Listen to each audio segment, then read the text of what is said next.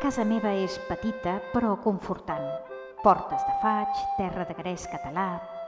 La sala és ambientada per un oli que figura una tassa fumejant de cafè i al sostre hi ha bigues de fusta que sempre em recorden les vies del tren.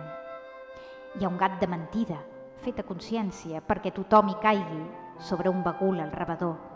La cuina és funcional i alegre i dona un pati que algun dia, ho tinc pensat, serà andalús. I la terrassa amb barana de pedra té unes vistes al mar que et poden fondre del gust si descorres la cortina com qui esquinça cel·lofanes d'un regal. De tots els que ens hi estem, alguns som vius, d'altres no. De tot el que he descrit, hi ha coses que són certes, n'hi ha que no. És així, casa meva.